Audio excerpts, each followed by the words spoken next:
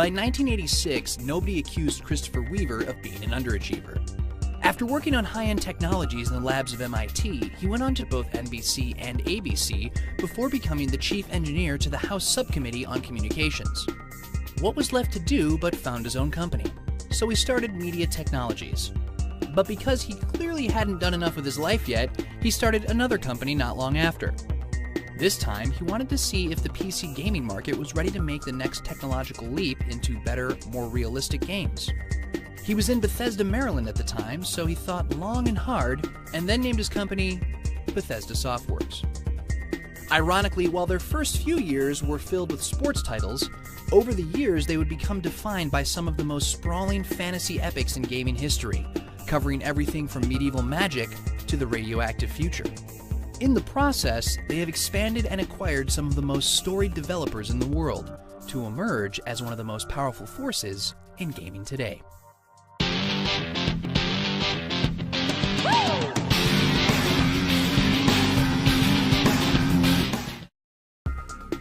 Under Weaver's supervision, the first game from the new studio was a football game, but one that would make use of Weaver's scientific background.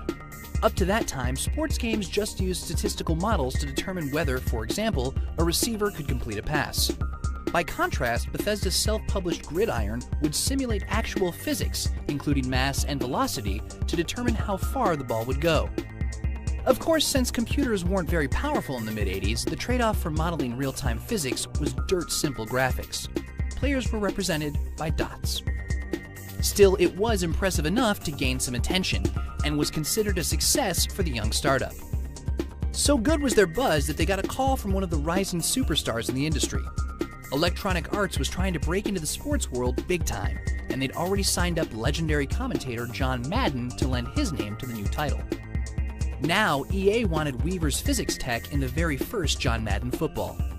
As a part of the deal, EA would also publish new Gridiron games, so Bethesda happily agreed.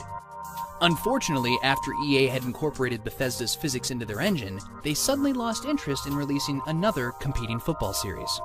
In other words, Gridiron was left out to dry. Feeling betrayed, Bethesda sued the publisher for $7 million. While the result of this suit was never publicly disclosed, what is known is that Bethesda never worked with EA again, and Madden went on to be one of the single most profitable video game franchises in history. So it goes. In the meantime, Bethesda continued with the sports genre with Wayne Gretzky Hockey and a sequel. They also started branching out into licensed territory. To start, in 1990, they made the first video game based on a tiny independent film that was gaining a cult following, The Terminator. Aside from being the future cyborg's first game, it was also Bethesda's first DOS game. The title allowed the player to shoot people from a first-person perspective, a very early entrant into the genre that Doom would conquer 3 years later. Afterwards came a number of licensed games, including Home Alone and Where's Waldo, which were published by THQ. Other than these games, the ambitious Bethesda chose to self-publish all their work, including a slew of new Terminator titles. Also in 1990, Bethesda left Bethesda. The company moved from their namesake city and went next door to Rockville, Maryland. But the studio chose to keep its name anyway. But amidst all the licensed and sports titles, Bethesda wanted to try and make something of their own. Ironically, most of Bethesda's staff were never really interested in sports to begin with. They'd rather be playing Dungeons & Dragons or the computer game Ultima Underworld. So when they began their new venture, they combined their knowledge of making competitive sports titles with their interest in fantasy. Arena was going to be a gladiator combat game in which the player would slowly build up a team to tour the world's stadiums in battles to the death. But as the game progressed, they decided it needed more context, so they threw in a story. And to flesh out the game a bit, they threw in some side quests you could do between tournaments. Before they knew it, the story and the side quests started getting more in-depth and more fun to play. Eventually, the tournament was dropped altogether, and almost by accident, Bethesda had a first-person RPG on its hands. And it was a whopper. The world of Arena was absolutely gigantic, one of the biggest ever put in a video game. Of course, the Bethesda team cheated a bit. While each city in the game was handcrafted by the designers, the landscapes around the cities were randomly generated. This meant that every time a player walked outside a city, he would discover an entirely new set of pathways and dungeons to explore. Items, monsters, and encounters would always be new and different, without the designers having to custom build it all. What this meant was that even though the game wasn't wildly different from the Ultima series, it painted its canvas on a grander scale. Given all that, it was clear to the team that the original name, Arena, didn't fit anymore. Unfortunately, Bethesda had already done quite a bit of marketing for the game under that title. As a compromise, the game was renamed to The Elder Scrolls Arena, the idea being that the world was so full of danger, the entire place was one big arena. But the name wouldn't be the only marketing promise to become a problem. Bethesda had promised retailers that the game would be ready by Christmas 1993. It wasn't. Sadly, when the game finally did hit shelves in March 1994, it was initially met by slow sales. Gamers found that it wasn't the medieval gladiator game that they'd been promised, and worse, the opening dungeon was so brutally difficult that many gamers never made it to the outside world. However, those players that did make it outside found one of the richest, most satisfying RPGs ever produced. The gigantic world, fantastic art, and solid story made for an adventure that a player could sink dozens of hours into with no end in sight. And everybody could play it their own way. A player could stick to the story, or just wander around, charge right into the enemy, or sneak around him, amass huge wealth, or live as a hermit. Whichever fantasy a player had always wanted to act out, Arena could provide. The strong word of mouth kept the game alive, and in the end, the title became an underground sensation. To their own surprise, the Elder Scrolls franchise looked like it might have a future after all. Since this was their first homegrown franchise, and the one the team were most proud of, it was a fantastic turn of events. Incidentally, though Arena was primarily sold on floppy disk, the game was also released onto CD-ROM. Helping test the CD version for bugs was Bethesda's newest hire, a young wannabe game maker named Todd Howard. Yeah, I started in '94, so it was a small game development studio. Maybe there's 25 people there. The first project I did was actually NCAA basketball. I came in, there was an outside developer making it, and it was work with them and get this out in 3 months. So the game ended up as you would expect. In those days, again, there's 20-some developers. Everybody does everything. So the CD-ROM version of Arena was a thing I was given to help shepherd along. So I did a lot, I viewed myself as the main QA resource as well. I played it like mad over and over and over again. While another team at Bethesda went off and finished the cyberspace combat game Delta V, Howard went on to lead production on the company's newest Terminator game, Future Shock. This was the first title to use Bethesda's home-built engine, called X-Engine. Releasing in 1995, it was one of the first true 3D polygon engines in the industry, a technique that would be popularized a year later by id Software's Quake. Howard went on to produce Future Shock's expansion pack, which evolved into the full sequel, Skynet, in 1996. And looking back, I'd only been there 3-4 months, and here I'm okay, you're in charge of this game. I don't know how that happened. It seems I was very eager, and but again, these were small teams and small, probably talking about like 8 people, and I jumped in and was managing the project and started doing a lot of level design. So I probably built half the levels in that game myself. But good as the Terminator had been to the company, the Elder Scrolls was their crown jewel. Now armed with their own engine as well, the company was ready to make the biggest and most ambitious games in their history. Little did they know that their passion projects would nearly sink the studio for good. Tune in next time to see Bethesda buckle under its own weight. I can remember one time too where one of the retailers returned every copy they had of Terminator Rampage because they did a spot check and the discs were off. There were some of them have two discs 2 instead of a disc 1.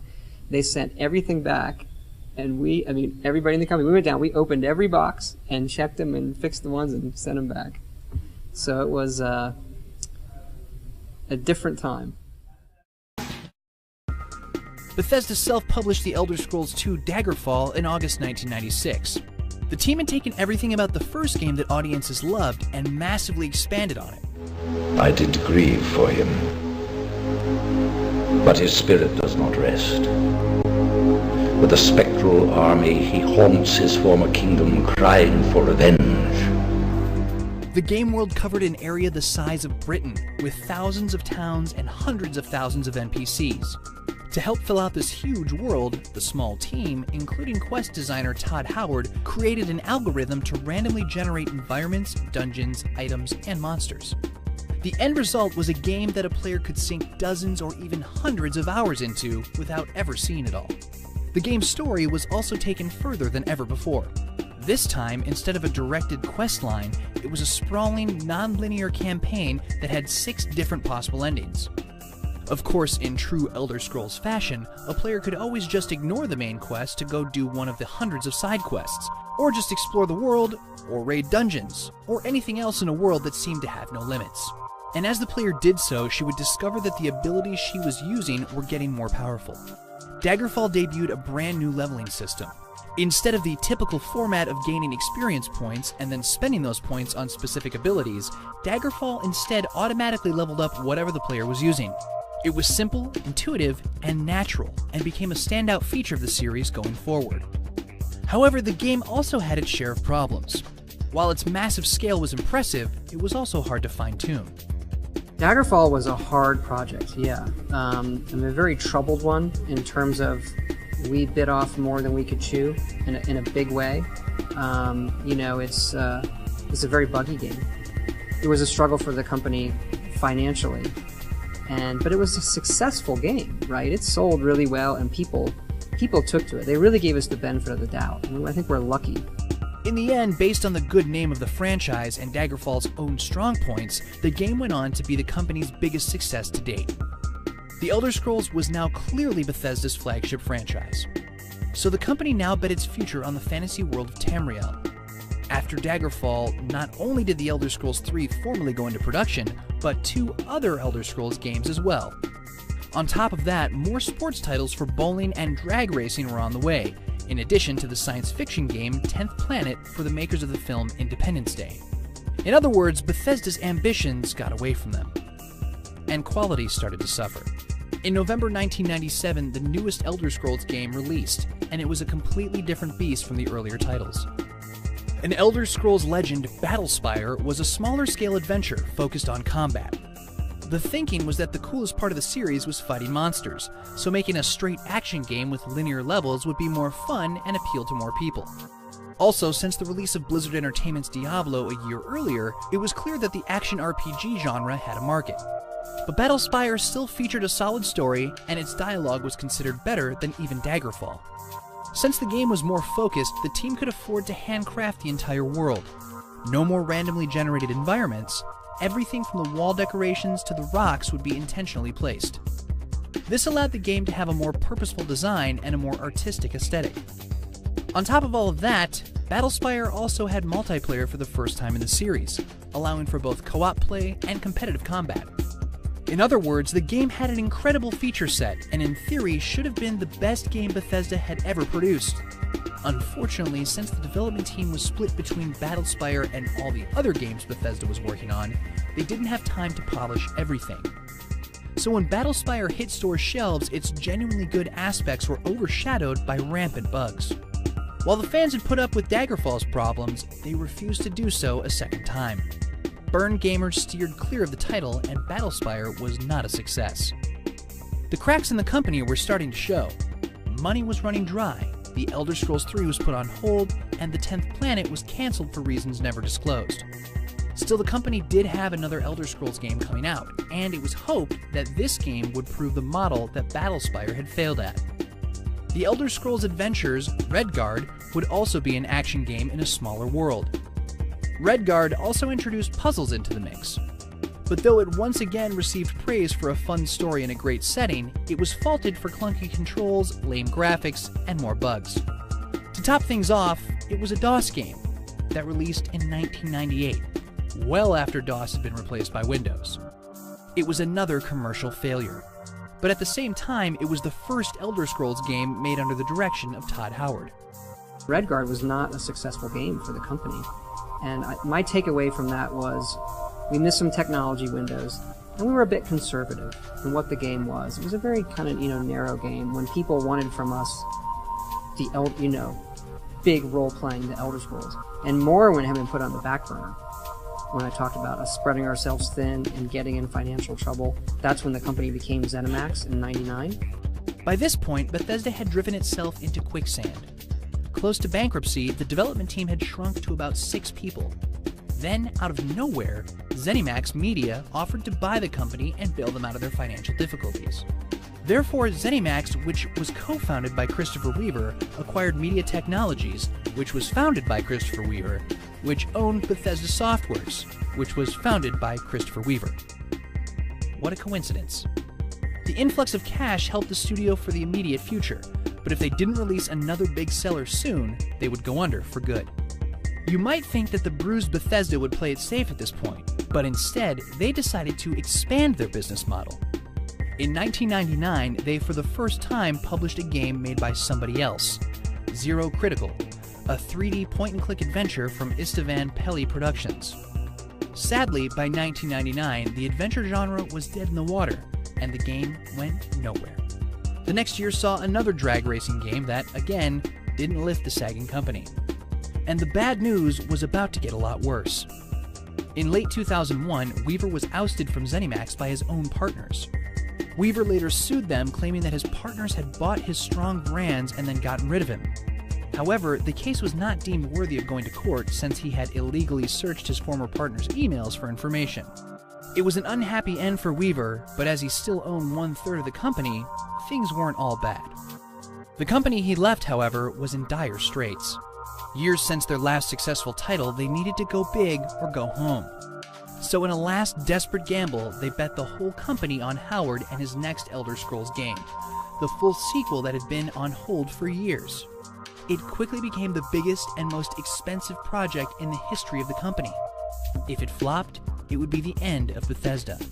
But if, by some miracle, it actually sold, and sold well, it might just single-handedly save the company.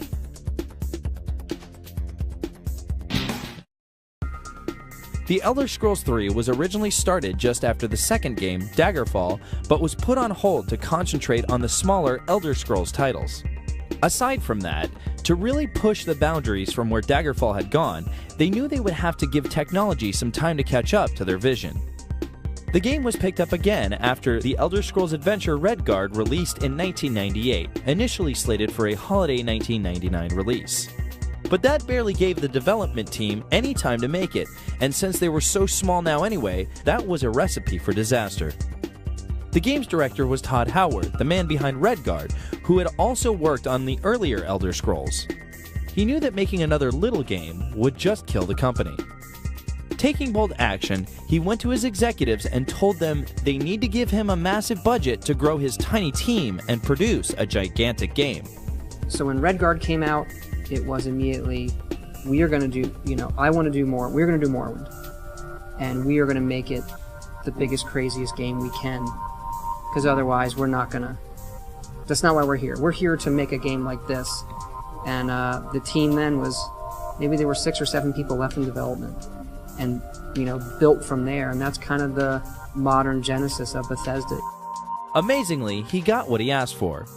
ZeniMax gambled all in on the Elder Scrolls III and its director to single-handedly turn the studio around.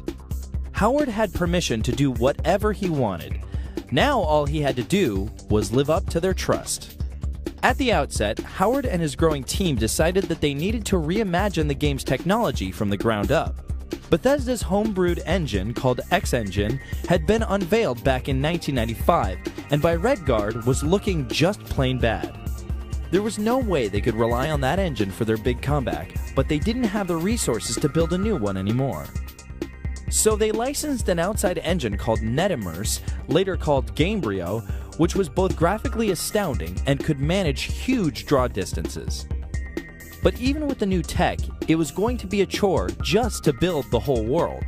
Redguard had taught the team that handcrafting the game space was much better than randomly generating environments.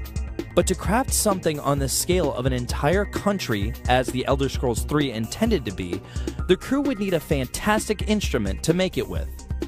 Unlike the engine, Bethesda chose to make this itself, and it was coded by no less than the director himself. At the time, I was playing with a lot of mod stuff for various games. I remember Myth was really a game I loved. They had a lot of this plug-in architecture where you could download stuff, put it in, would change the game.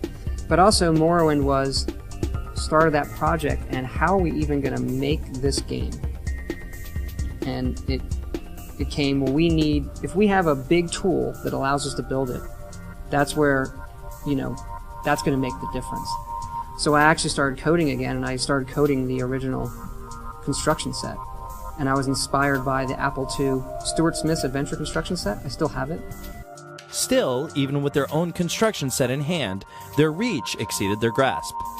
They had chosen to set their story in the country of Morrowind in the franchise's story world, and it proved to be too big. Eventually, they constricted the game to the country's subcontinent, but even this was 10 square miles. 10 square miles that they were going to hand-design every square inch of themselves. It was still an awe-inspiring challenge and a logistical nightmare. But Bethesda believed they could do it and pressed ahead with the Herculean task. As time passed, unbelievably, the game began to take shape, and it was looking like everything they hoped it could be, a huge, beautiful world that allowed the player to do anything he wanted. But as if they didn't already have enough to worry about, in 2000, the team suddenly heard about a new opportunity. Microsoft had announced that it was entering the home console market with a powerful system that critically had its own hard drive. No console had ever come with one before. This new Xbox system, therefore, would have enough memory to save all the different permutations the gamer could put the world through, while also having the graphical horsepower to make it look good. They whipped up a demo for the game and showed it to Microsoft. It was perfect timing. The Xbox team knew that they needed top-notch games to help sell their system, and so far they didn't have any RPGs. When Bethesda pitched Morrowind, Microsoft immediately agreed that it should be a launch title for their system. It was done. The already taxed Bethesda team would now be making a multi-platform game. It helped that the Xbox architecture was similar to a Windows PC, making the transition relatively easy. But even for all of that, in the end, the team had to push the game from its November 2001 release, and therefore missed the Xbox launch. But in May 2002, The Elder Scrolls III Morrowind finally released for the PC, published by Bethesda with some help from Ubisoft. And it was a masterpiece. Morrowind was every bit the sprawling epic Bethesda had set out to make back when they only had 6 developers. The subcontinent the player landed on was not only the promised 10 square miles, but so incredibly varied that just exploring the world was fun by itself. The game's various factions each had their own architecture, culture, and style of dress. It had everything from coastal fishing villages, to epic castles, to wizards' towers, to ashen volcanoes. Astoundingly, each one of the thousands of books in the game could be picked up and read. The player might find a novel, a history textbook, or political treatise. The main quest was enormous, but was only a fraction of all the quests available to the player. He could join a guild, rise through the ranks, or then join a competing guild. He could play as a powerful warrior, a mighty mage, or a stealthy assassin, and no matter what happened, the game would never end. There was always something else to do, someone else to meet, and somewhere else to explore. All in a beautifully realized world with gorgeous art and composer Jeremy Soul's pitch-perfect score.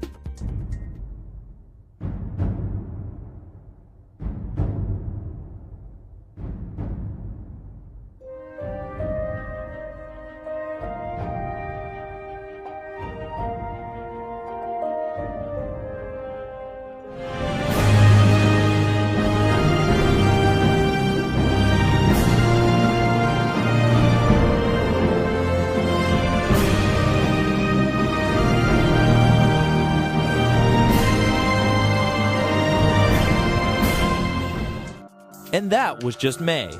In June, Morrowind came to the Xbox as well.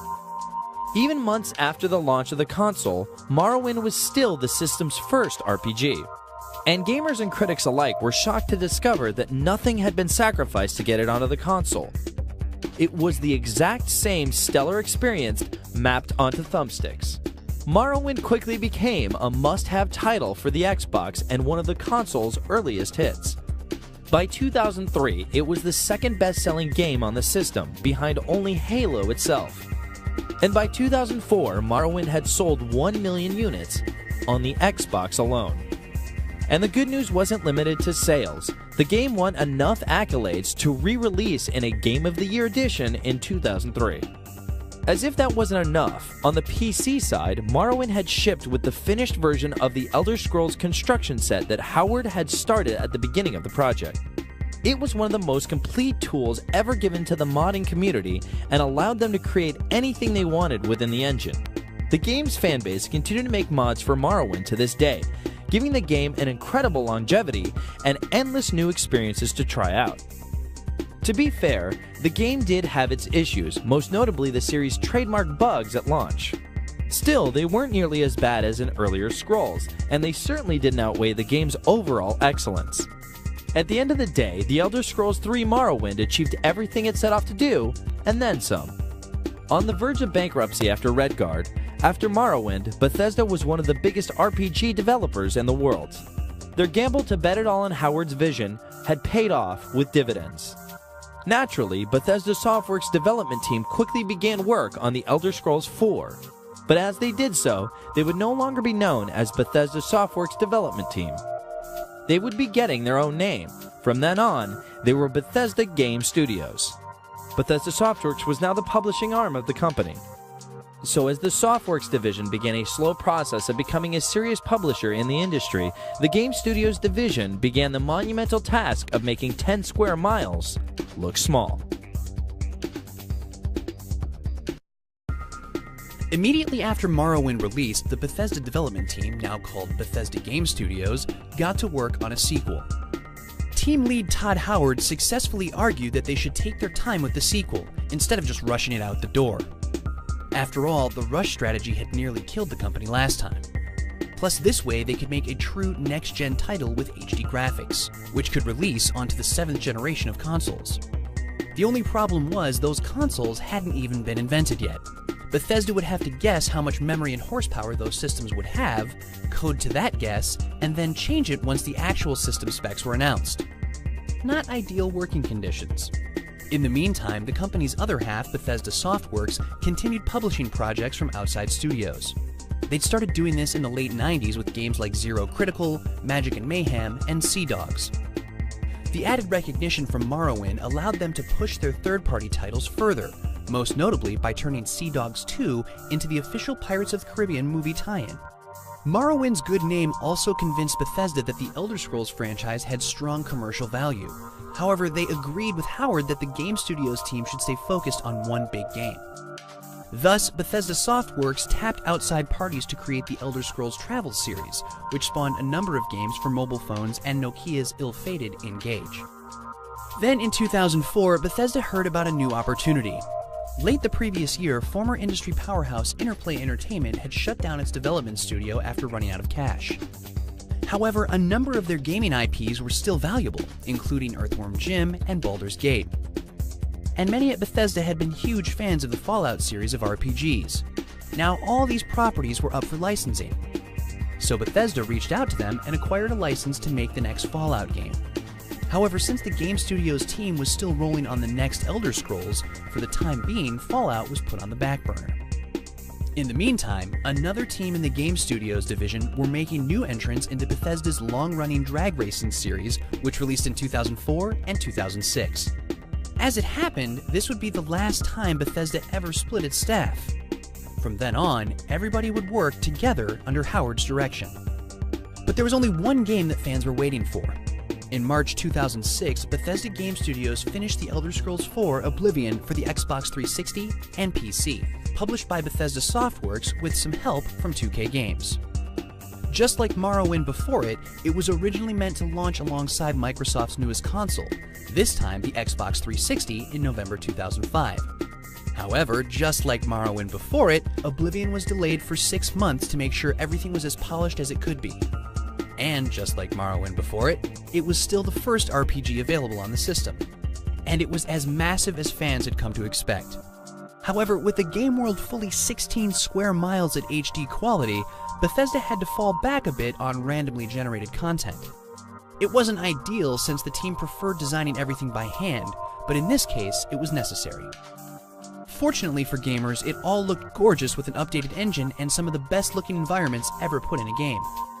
In addition, Oblivion featured a revamped AI for all the inhabitants of the world.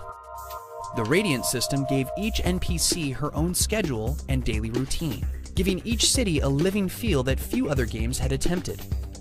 Not all of this worked perfectly, as Oblivion did showcase Bethesda's signature bugs yet again. Still, a few glitches in such a world could be overlooked.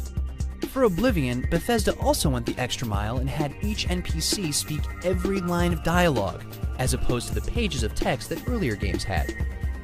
This required a massive investment in voice actors, but instead of shying away, they went all the way and hired some well-known Hollywood talent such as Sir Patrick Stewart and Sean Bean.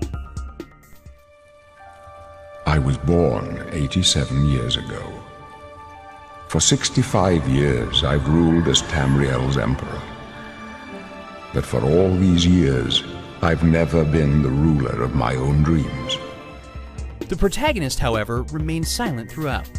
Otherwise, it was the same stellar experience that Morrowind had delivered, on a bigger scale with better graphics and streamlined controls. Combined with the reputation of its predecessor, and Oblivion became a gigantic hit on its launch. As it turned out, the game became bigger than Bethesda had hoped for, far more successful than even Morrowind. It became the Xbox 360's fastest-selling game to date, and remained one of the must-have titles for the console for years. The game sold equally well on the PC, where the modding community again created loads of new content for gamers to try out.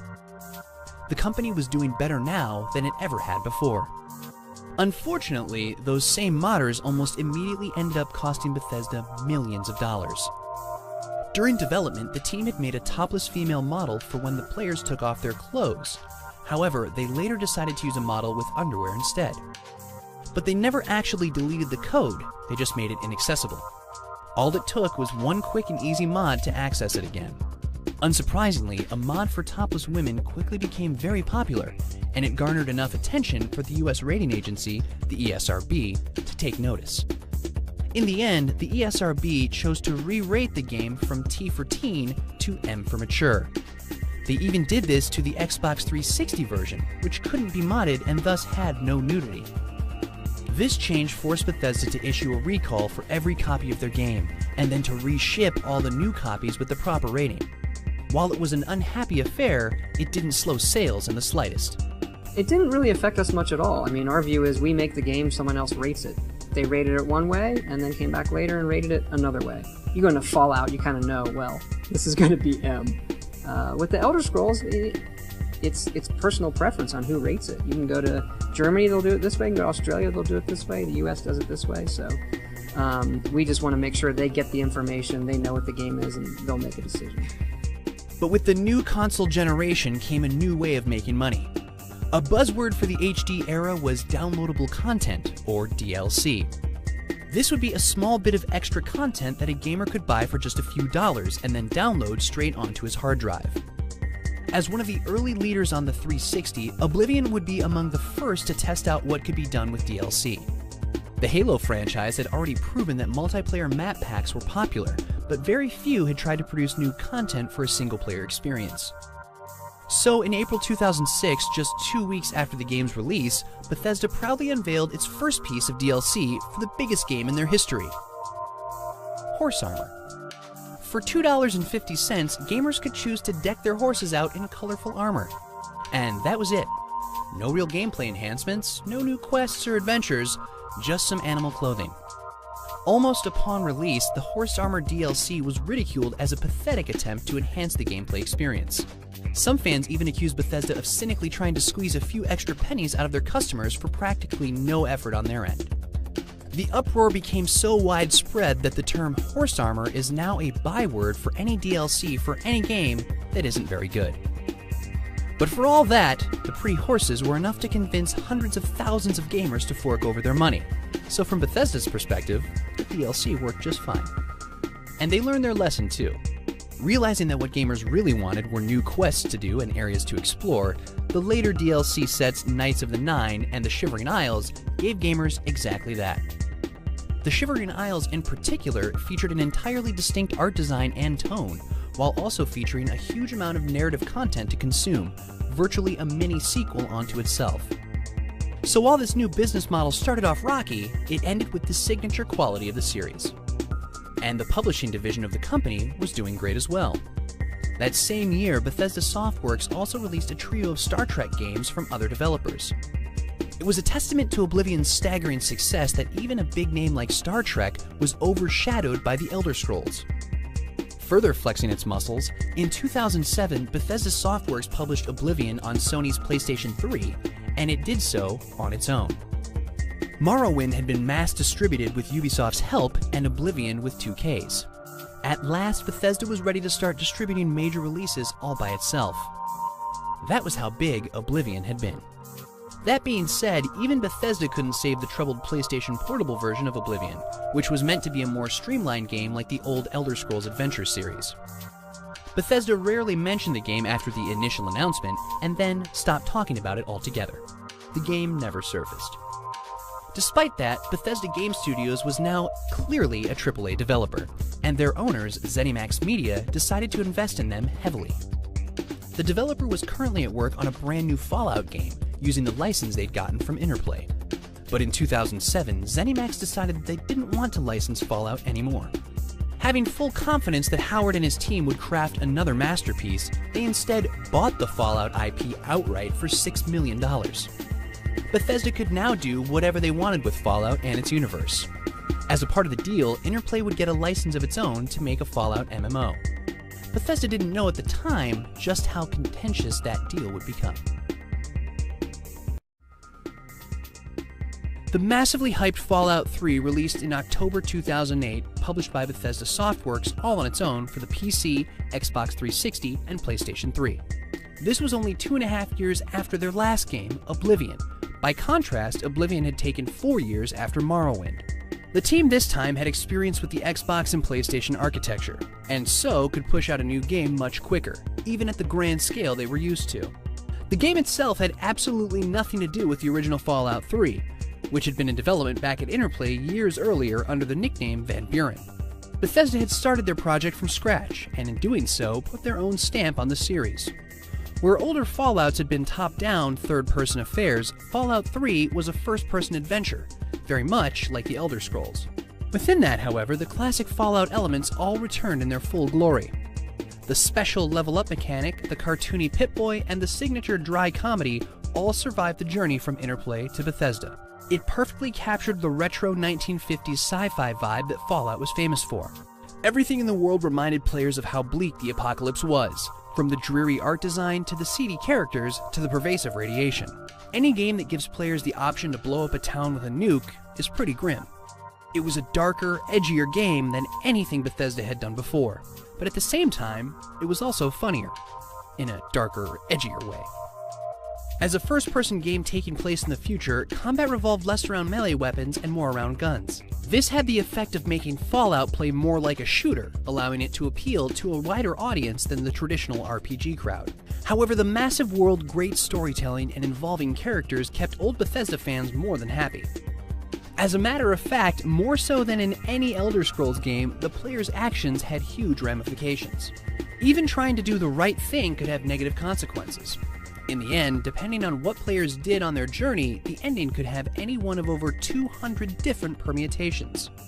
Combined with veteran composer Inan Zur's haunting score and the participation of Hollywood talent like Liam Neeson and Ron Perlman, and Fallout 3 was primed to be a smash hit on the level of Oblivion. It wasn't. It was bigger. Despite the fact that the Fallout brand had never been on consoles before and hadn't been on anything for years, Fallout 3 sold 4.7 million units in just over a week. That's $300 million in 7 days. This was by far Bethesda's biggest response to a game ever, and that spectacular beginning led to a stellar long run as well. In the end, Fallout 3 emerged as one of the best-selling RPG games of all time, and turned the studio into a juggernaut. Bethesda's attention to detail, tone, and quality had paid off, and now they reaped the rewards of their hard work. But once players finally got through the huge world and its main storyline, they discovered something shocking, something that no one expected. An ending. Once the main quest was complete, the credits rolled, and gamers were returned to the main menu. No more exploring, no more side quests to do. Unlike the Elder Scrolls, when Fallout 3 finished, the experience was over. To put it mildly, the surprise was not well received and broke one of the central tenets of a Bethesda experience.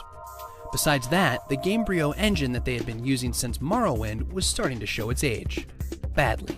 Still, as with Elder Scrolls games before it, Fallout 3's overall quality outweighed these criticisms in the eyes of gamers. Meanwhile, Bethesda was hard at work on new content for the game.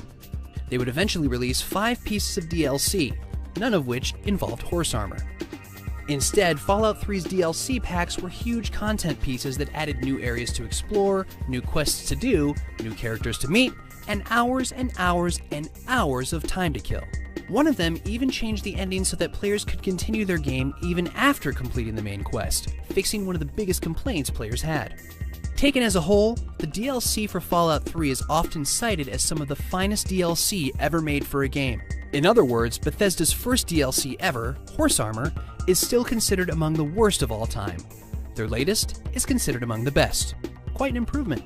With the windfall of cash from Fallout and its downloadable content, Bethesda's publishing arm, Bethesda Softworks, aggressively expanded. In 2009, they published both Wet and Rogue Warrior, though sadly, neither game was well received. Rogue Warrior in particular took a bruising from the press. But in June of that year, Bethesda announced a surprise, and it was a whopper. Their owners, ZeniMax Media, acquired no less than id Software itself. id was the legendary studio behind the birth of the first-person shooter genre, whose Doom and Quake games had redefined the industry in the 90s. Like ZeniMax itself, they had remained fiercely independent for years, refusing offers of acquisition from major powers like Activision. However, by the late 2000s, id realized that they simply didn't have the manpower or resources to remain competitive on their own. Their last game had released in 2004, and even though Doom 3 was a smash hit, they needed more capital to make more games. ZeniMax promised to give them total creative freedom, something they proved with their Bethesda team. And so, it agreed to join the Bethesda family. Not long after, Bethesda also bought the distribution rights to id's current project, Rage.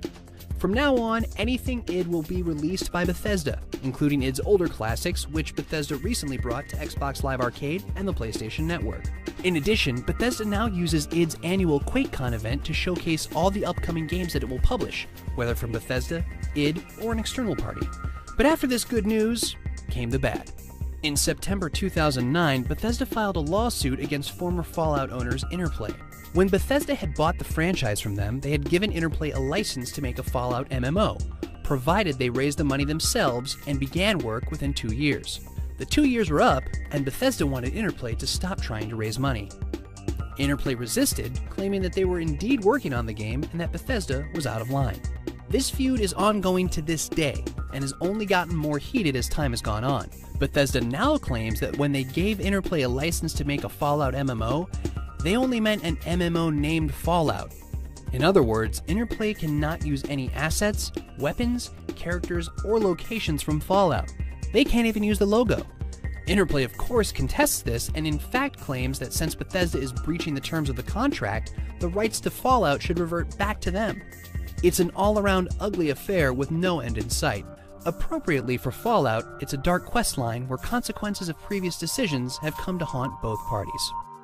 None of this stopped Bethesda from publishing a new Fallout game in 2010. New Vegas was not made by the Game Studios division, but rather by outside developer Obsidian Entertainment. This was no coincidence. Obsidian had been founded by the former Interplay team that had created Fallout in the first place. Bethesda now allowed them to tell the tale that Interplay had not.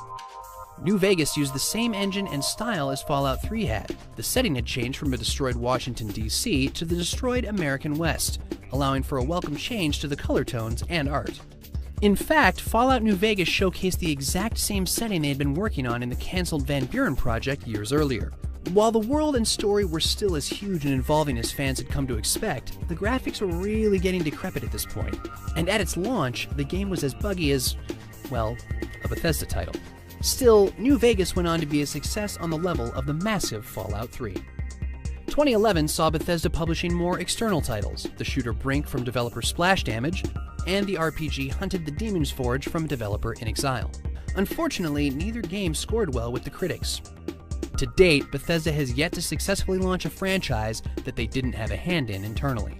But they'll get their chance in October when they at last release id Software's long-awaited Rage. With a mix of RPG, driver, and classic shooter elements, the game will show off the latest id Tech engine and hopes to remind gamers everywhere why id once ruled the gaming world. Still, being a first-person shooter set in a post-apocalyptic desert, Rage may find itself competing with Bethesda's own Fallout franchise. Of course, it's possible that the success of Fallout may actually lift gamer interest in that genre. Aside from Rage, Bethesda currently has a whole suite of games to publish, including no less than Elder Scrolls V from Todd Howard and the Bethesda Game Studios team. Bethesda is taking this opportunity to address many of the issues gamers had with the series, starting with the graphics. Finally tossing the old Gamebryo engine, Bethesda has built their own homebrew engine for the first time since 1995. This new creation engine seeks to improve facial animations and draw distances, while still giving a quality polish to every detail.